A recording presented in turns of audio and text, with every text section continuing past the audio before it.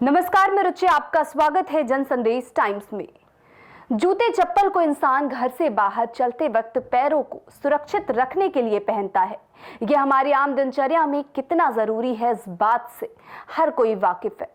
हालांकि लोग भारत में आमतौर पर घर के अंदर स्लीपर्स नहीं पहनते हैं, क्योंकि हमारा मानना है कि घर के अंदर लक्ष्मी का निवास होता है। इसे मानते हुए चप्पल और जूतों को घर के बाहर ही उतार दिया जाता है। इसके अलावा मंदिरों और धार्मिक स्थलों के अंदर भी जूते और चप्पलों का बैन लगा रहता है। लेकिन क्या आप जानते हैं कि भारत में ही एक ऐसा गांव है जहां लोग घर के बाहर भी नंगे पांव रहते हैं। अब ये बात सुनकर आप भी थोड़ा हैरान जरूर हुए होंगे, लेकिन ये बात जो हम आपको बता रहे हैं ये पूरी तरह सच है। अगर कोई रोड पर जूते या चप्पल पहनकर घूमता हुआ दिखाई देता है तो उसे सजा दी जाती है। चलिए आज हम आपको ले चलते हैं भारत के उसी गांव में जहां इस नियम का पालन किया जाता है। हम बात कर रहे हैं दक्षिण भारत के राज्य तमिलनाडु की राजधानी चेन्नई से करीब 450 किलोमीटर दूर अंडमान नाम के एक गांव की।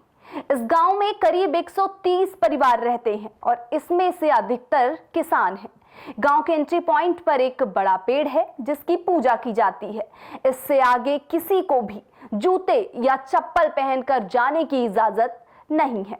अगर कोई बाहर से गांव में आ रहा है तो उसे यहीं पर अपने जूते चप्पल उतारने होते हैं। इसके अलावा गांव में भी लोग नंगे पांव ही चलते हैं, क्योंकि लोगों के गांव में नंगे पांव चलने के पीछे की एक धार्मिक मान्यता है।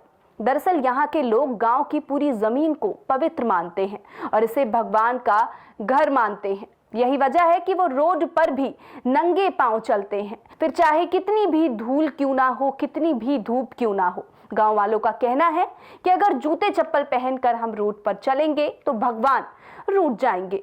इसको लेकर ग्रामीणों का कहना है कि यहाँ रहने वाले करीब 500 लोगों में सिर्फ अधिक बुजुर्ग लोगों को ही अधिक गर्मी होने पर दोपहर के समय जूते चप्पल पहनकर चलने की इजाजत दी जाती है।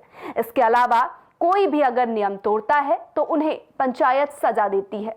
हालांकि गांव के लोगों की ये धार्मिक मान्यता है और गांव के लोग उसका पालन भी करते हैं। लेकिन इस चिलचिलाती गर्मी में इस तरह से बिना चप्पल जूते के घूमना कितना मुश्किल होगा, ये तो आप सोचकर ही अंदाजा लगा सकते हैं।